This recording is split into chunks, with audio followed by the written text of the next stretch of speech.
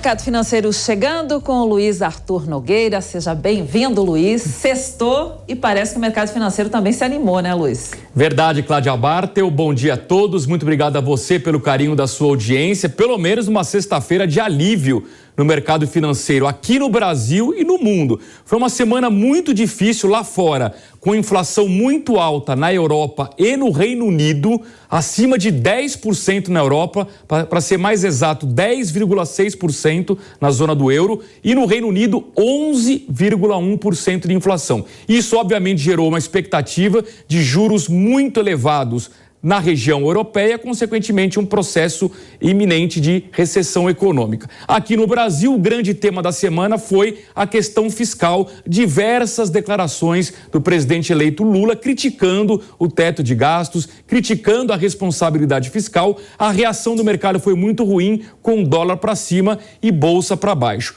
Ontem, no final do dia, vieram algumas boas notícias. A primeira delas, Aloysio Mercadante e o vice-presidente eleito Geraldo Alckmin falaram pela primeira vez que o futuro governo vai cortar gastos. E isso, claro, é muito bom para o mercado, porque mostra um governo retomando o compromisso fiscal. A outra boa notícia foi a renúncia do ex-ministro da Fazenda, Guido Mantega, que tinha sido nomeado como um dos integrantes da equipe de transição da área de planejamento e orçamento. Guido Mantega, infelizmente, nos traz uma memória ruim da época de Dilma Rousseff, quando houve uma tragédia econômica aqui no Brasil. Com a saída de Guido Mantega, os investidores também ficaram mais animados.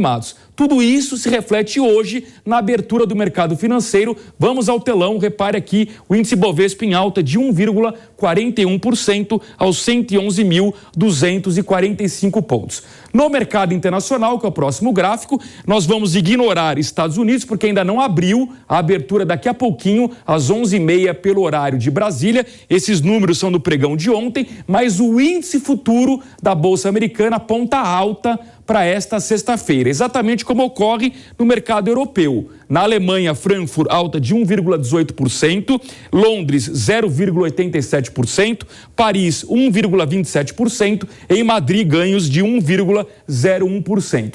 Na Ásia ainda predominou o pessimismo de ontem, por isso que Xangai caiu 0,58%, Tóquio 0,11%, Hong Kong 0,29%.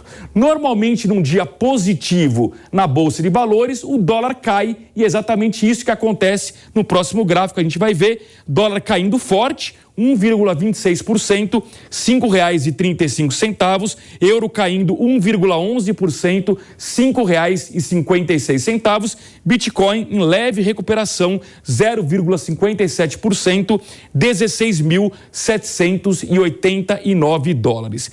Para a gente repercutir neste momento como está o mercado financeiro, essa perspectiva fiscal aqui do Brasil, nós estamos recebendo aqui nos estúdios da Jovem Pan News uma convidada, a Cristiane Quartaroli, ela que é economista do banco Ouro Invest. Cristiana, bom dia, seja bem-vinda, tudo bem? Olá, Luiz, bom dia a todos. Cristiane, como é que você vê esse debate fiscal? Tivemos alguns ruídos gerados pelo próprio presidente eleito Lula, mas ontem algumas boas sinalizações, tanto por parte de Aloysio Mercadante quanto de Geraldo Alckmin. Como é que você está vendo esse imbróglio todo? Luiz, o grande calcanhar de Aquiles, do Brasil hoje é o quadro fiscal, E com certeza isso acaba trazendo muita volatilidade para o mercado financeiro e para a taxa de câmbio, principalmente, que é uma medida de risco do nosso país, A gente viu, essa semana ontem o câmbio subiu pra caramba, por conta refletindo aí uma preocupação com a PEC, Então, com certeza isso acaba gerando volatilidade. É claro que quando os integrantes, os membros do novo governo vêm a mercado e dizem que estão se comprometendo com o fiscal para o próximo ano, isso acaba também trazendo um alívio, que é o que a gente está vendo hoje. Agora, a questão é como que isso vai se dar daqui para frente, Eu acho que a gente tem que prestar atenção aí sobre quais serão os próximos passos nesse assunto. Com certeza a gente vai ver ainda um pouco de volatilidade ao longo dos próximos meses. Pois é, Cristiane, qual vai ser a importância do nome do novo ministro da Fazenda para sinalizar essa questão da responsabilidade fiscal? Luiz, isso é super importante, né? O ministro da Fazenda, a nomeação do ministro da Fazenda é a grande expectativa do mercado. O mercado já está com essa expectativa desde que finalizou o segundo turno das eleições, né? Então, se o presidente eleito vir com um nome mais pró-mercado, a gente pode ver um alívio aí na taxa de câmbio, né? Pró-mercado, o que eu digo é uma pessoa que consiga fazer uma coordenação política melhor ali dentro do Congresso e também vir com medidas econômicas a favor, né, da política fiscal. Então, eu acho que isso pode acabar sendo positivo a depender de quem for escolhido aí para concorrer, para entrar nesse cargo de ministro da Fazenda. É super importante. Sem dúvida. Bom, nós estamos na reta final de 2022. Vai chegar um período bom para o comércio, porque vem aí a Black Friday. Tem uma Copa do Mundo no meio que ajuda alguns segmentos do comércio, pode até eventualmente atrapalhar outros. E no fim do ano tem o Natal. Muita gente aguarda com muita expectativa a Black Friday, porque é aquela temporada de promoções. É a chance de comprar mais barato. Tem gente que antecipa, inclusive, compras para o Natal. Nós estamos ao vivo com o repórter Vitor Moraes, aqui em São Paulo, que vai trazer para a gente as informações sobre as expectativas do comércio para a Black Friday. Bom dia, Vitor, seja bem-vindo. Oi, Luiz, obrigado. Olha, a expectativa enorme aí dos lojistas, não só dos shoppings, né, mas também das lojas que ficam nas ruas espalhadas aqui por São Paulo. A expectativa é de um aumento nas vendas nesse ano, do dia 24, que é o mesmo dia da estreia do Brasil na Copa do Mundo, 24 de novembro, até o dia 27 de novembro. Um aumento nas vendas de 6% em comparação com o ano passado e um movimento maior, um aumento aí de 13% com relação ao número de visitantes. 91% dos shoppings que foram pesquisados, dessa pesquisa, desse levantamento da Associação dos Lojistas, apontam grande expectativa para esses dias aí de Black Friday. Num ticket médio aí estimado mais ou menos de R$250 a R$230. Você falou em desconto, Luiz, e é muito importante. Nossa equipe passou aqui pelo centro de São Paulo. Atrás de mim, para quem nos acompanha por imagem, uma loja de calçado feminino está dando 50% de desconto nos calçados. E pode ser uma boa, mas o consumidor, nossos ouvintes, internautas, telespectadores, precisam ficar atentos pelo seguinte, para não virar de Black Friday para Black Fraud. Pelo seguinte, às vezes o lojista ele aumenta esse preço, né, de 50% do produto e fala que está dando desconto e na verdade não é isso que acontece. Então é muito importante sim que o consumidor pesquise antes e veja se aquele produto que ele quer está em promoção ou não.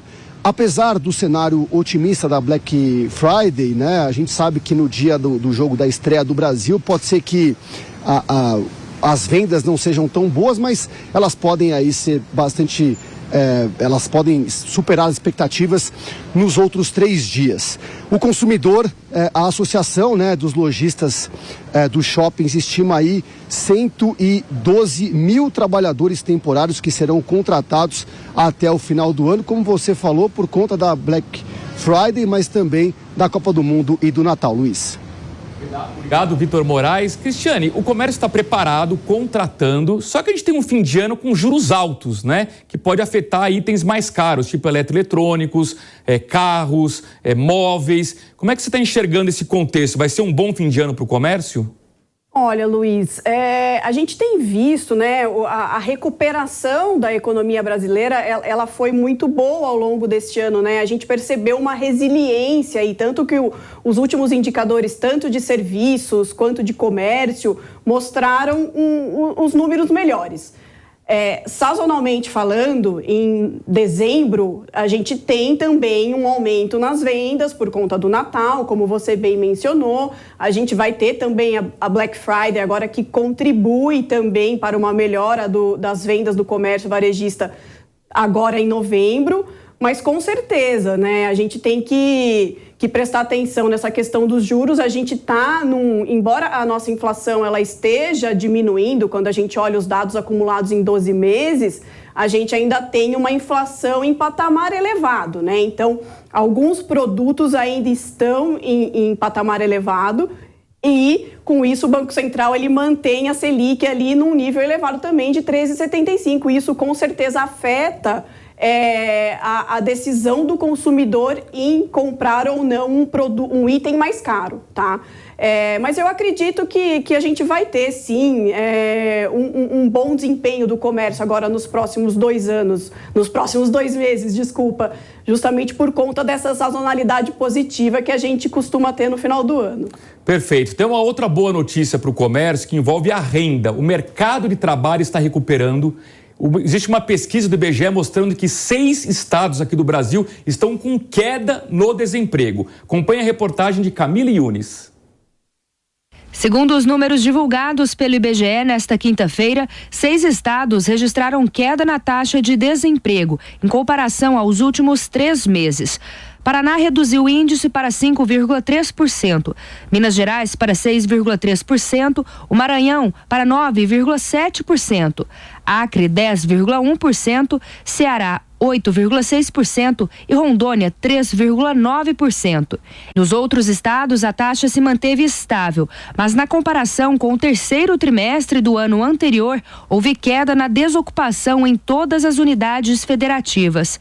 O analista socioeconômico do IBGE, Jefferson Mariana, explica que cada região tem um funcionamento próprio, mas ressalta que a retomada depois de um momento mais crítico da pandemia foi muito importante para esses números.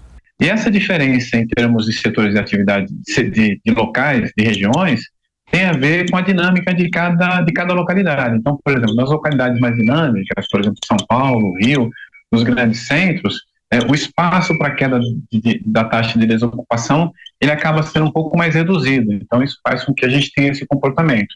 Tem um outro elemento também importante, que é o seguinte: durante a crise, nós tivemos um incremento de pessoas fora da força de trabalho. Então, um número muito grande de trabalhadores saiu da força de trabalho e deixou de procurar trabalho. Então, com a retomada das atividades econômicas, com o crescimento da economia, nessas localidades nós passamos a ter um incremento dessas pessoas que saíram da condição de inatividade e voltaram a pressionar o mercado de trabalho. Então, nesse sentido, a gente observa taxas mais elevadas nessas localidades. No Brasil, como um todo, a taxa de desemprego recuou para 8,7% no terceiro trimestre, sendo o menor patamar desde o segundo trimestre de 2015, que na ocasião estava em 8,4%. Dados do IBGE mostram ainda que 27,2% dos desempregados estão buscando emprego há mais de 2 anos. Os números mostram também que 39% dos trabalhadores estão no mercado informal, enquanto 73,3% das pessoas estão trabalhando com carteira assinada no setor privado. Negros e mulheres são os grupos que representam o maior índice de desempregados.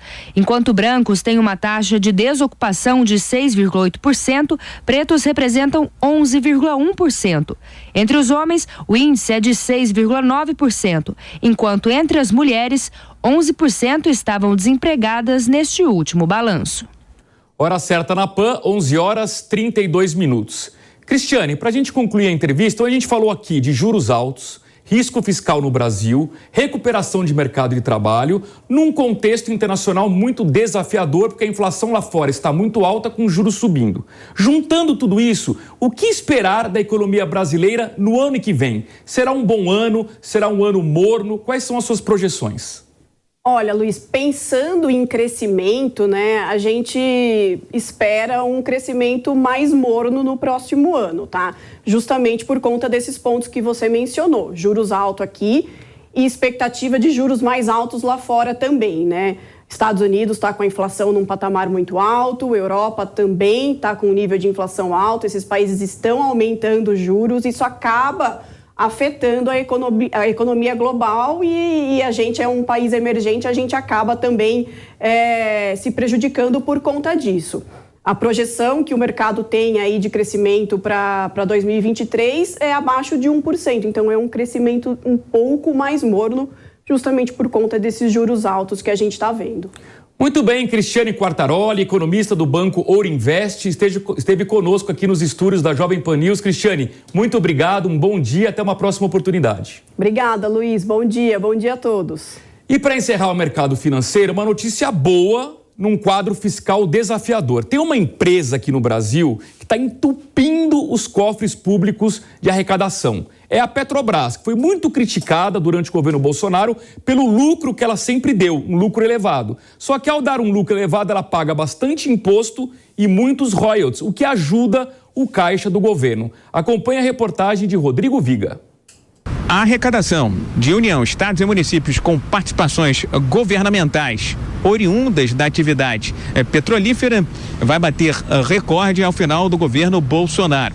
A estimativa foi feita pelo SEB, o Centro Brasileiro de Infraestrutura, um centro que acompanha de perto tudo que tem a ver com petróleo e com energia no Brasil e lá fora. A expectativa é que ao final do governo Bolsonaro se chegue ao montante de participações governamentais de 368 bilhões de reais. Nunca antes, em um outro governo, se arrecadou tanto com as participações governamentais. Elas reúnem os royalties, que são uma espécie de compensação ao meio ambiente pela atividade petrolífera, e as participações especiais, que reúnem uma espécie de taxa adicional em cima daqueles campos que têm elevada produção de petróleo e gás. Somente nesse ano de 2022, as participações governamentais devem totalizar quase 118 bilhões de reais, de acordo com o estudo feito pelo Centro Brasileiro de Infraestrutura. Por trás disso tudo, leilões de petróleo,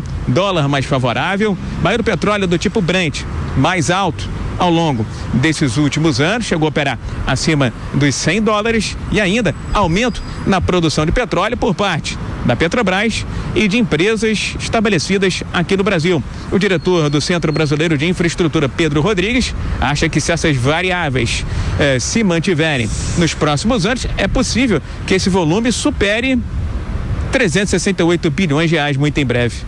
O volume de recursos arrecadados nos últimos 4 anos no setor de óleo e gás em participações governamentais, que são as participações especiais mais os royalties, esse grande volume se deu basicamente em razão do aumento da produção de petróleo brasileira e do preço do petróleo no mercado internacional ter chegado em vários momentos acima dos $100, que contribuiu muito para que o Brasil tivesse esse volume de arrecadação nas participações governamentais.